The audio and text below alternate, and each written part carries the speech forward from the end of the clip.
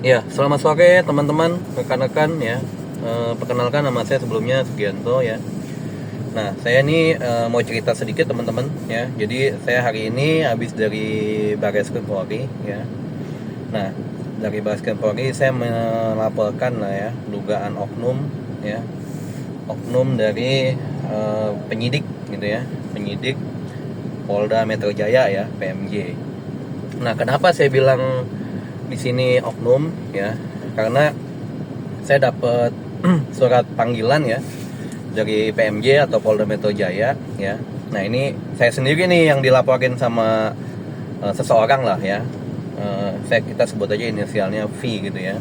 Jadi seseorang ini laporin saya ya.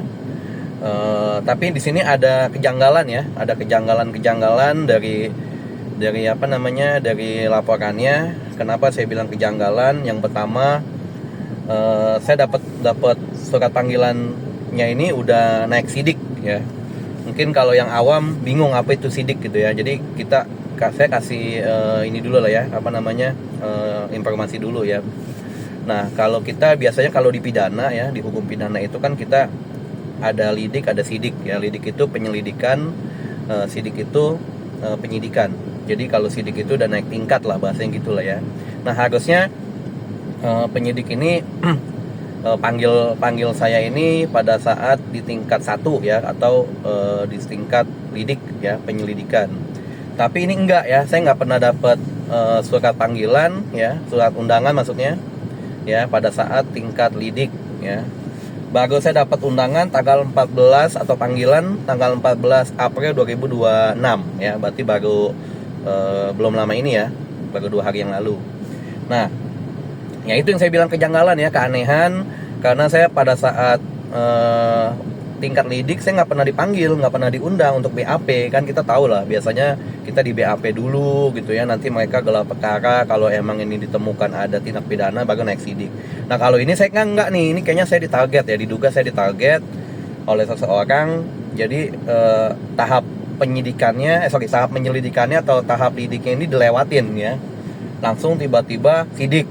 Nah, ini saya kadang sedih juga gitu ya, sekelas Polda gitu ya, sekelas Polda ya, sekelas Polda, tapi kok bisa dibilang langkahnya tidak sesuai KUHAP gitu ya. Karena kan ini masalahnya masalah pidana ya, bukan perdata. Kalau pidana kan kita menyangkut badan ya, maksudnya dalam artian kalau istilahnya kita tidak kooperatif dan sebagainya kan kita bisa ditahan gitu ya, bisa di apa namanya, ditahan lah gitu ya. Nah, ini kan yang tadi saya bilang tadi kejanggalan, itu yang pertama. Terus yang kedua, kenapa saya laporin ke Barreskrim ya, ke Kakawasidi, ke Polpam dan ke yang lainnya, Ewasum dan sebagainya. Karena kemarin waktu kasih panggilan pun ini jam 11 malam ya, jam 11 malam datang berlima ya, 5 orang anggota dari Polda Metro Jaya gitu ya. Di sana datang ke rumah saya jam 11 malam ya. Nah, kita tahu lah, jam 11 malam ini kan sebetulnya udah bukan jam kerja ya, bahkan sudah melewati jam kerja ya kan. Ya, jam 11 malam, tapi karena saya pun ada itikat baik, saya bukain dan sebagainya. Jadi saya dapat undangannya ini pada saat jam 11 malam tadi. Ya, jam 11 malam tanggal 14 April 2026. Ya, jam 11 malam. Nah, ini kejanggalan yang kedua gitu ya. Kenapa nggak siang atau jam kerja, ya kan? Nah, kejanggalan yang ketiga ya, saya lihat ini naik sidiknya tanggal 13 April 2026, tapi saya tanggal 14-nya langsung dapat undangan. Nah, ini kan terkesannya ya, kalau saya bilang ini diduga saya ditarget gitu ya, ditarget biar cepat ditangkap mungkin kan gitu ya bahasanya. Tapi kadang saya sedihnya gitu ya, kita yang ngerti hukum aja diginiin, apalagi masyarakat awam ya. Saya kan juga pengacara, saya pengerti hukum, saya ngerti proses-prosesnya itu bagaimana. Nah, kita aja yang ngerti hukum diginiin gitu ya, tidak sesuai mereka, apalagi masyarakat awam yang benar-benar buta hukum. Nah, ini kadang sedihnya begitu tuh ya, makanya saya ajukan upaya hukum.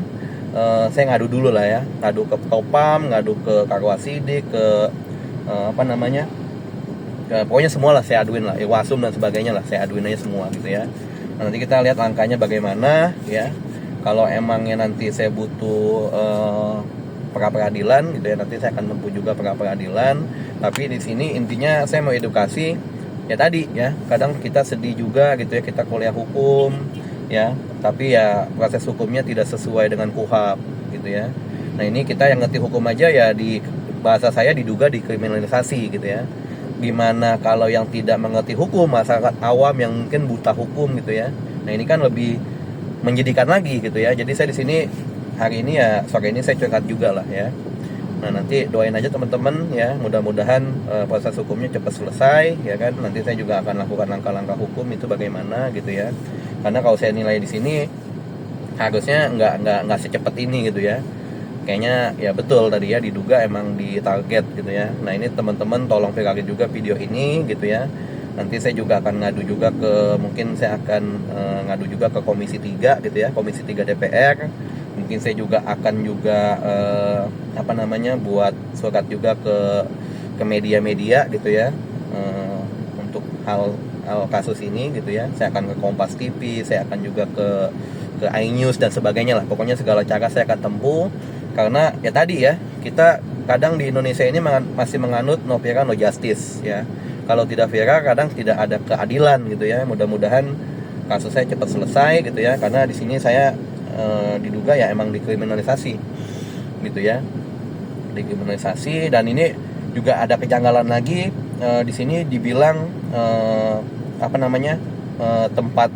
tempat kejadiannya gitu ya, atau kalau bahasa hukumnya locus delicti ya, tempat kejadiannya ini di Kabupaten Tangerang. Nah kalau kita lihat Kabupaten Tangerang ini luas ya, harusnya kalau kita lihat cuma dibilang Kabupaten Tangerang, itu masuknya harusnya areanya Polda Banten ya, bukan Polda Metro Jaya. Makanya saya bilang nih locus delicti juga bias ya, tidak dibilangin di mana sih locus delicti yang benarnya. Dia cuma bilang di sini Kabupaten Tangerang. Nah seperti yang tadi saya bilang, kalau Kabupaten Tangerang itu dominan harusnya Polda Banten, bukan Polda Metro Jaya. Walaupun saya lihat sebagian emang ada juga yang Polda Metro Jaya. Cuma di sini kan bias nih locus delictinya gitu ya. Harusnya di sini juga dijelasin kejadiannya di mana gitu ya. Terus yang saya lihat lagi di sini juga agak saya lihat terkesannya Polda Metro Jaya ini dasar hukumnya juga ngaco nih ya, copy paste kayaknya ya. Jadi saya di sini diduga ada dugaan tindak pidana undang-undang ITE gitu ya. Tapi di dasar hukumnya saya lihat dicantumkan juga undang-undang saya baca nih ya, undang-undang nomor 8 tahun 2010 tentang pencegahan dan pemberantasan tindak pidana pencucian uang. Ini kan dasar hukumnya apa, tapi yang disangkakan ke saya juga apa gitu ya. Jadi ada dasar hukumnya tentang TPPU, tapi kalau saya lihat dari pasal-pasal yang disangkakan ke saya ini adalah undang-undang ITE ya, undang-undang ITE. Nah jadi ini kalau saya bilang ya ngaco ya, mungkin dasar hukumnya juga copy paste tanpa dibaca lagi, dia tinggal copy paste doang gitu ya, mungkin ya. Ya mungkin itu ya kawan-kawan, teman-teman ya, rekan-rekan ya, mohon dibantu ya, dibantu doa. Nanti saya juga akan menyurati beberapa lembaga lah ya. Kita pokoknya akan tempuh semua jalur saya akan tempuh ya, mau itu media maupun apa ya, harus kita tempuh lah ya. Karena ya tadi ya, saya kadang sedih ya, kadang kita harus viral dulu baru justice gitu ya. Jadi harus viral dulu baru ada keadilan, harus viral dulu baru ditanggapi gitu ya. Jadi ya begitulah ya, gitulah ya. Makanya kadang kita yang tahu hukum aja ya begini gitu ya, apalagi masyarakat awam yang buta hukum ya. Ya mereka nggak ngerti hukum kan, kadang diintimidasi, ditekan ya diam aja gitu ya. Kalau kita kan mungkin masih bisa melawan lah kan, gitu lah bahasanya ya. Bukan melawan dari segi yang negatif ya, tapi melawan dari segi yang ini nggak sesuai aturan loh gitu ya, nggak sesuai KUHP, nggak sesuai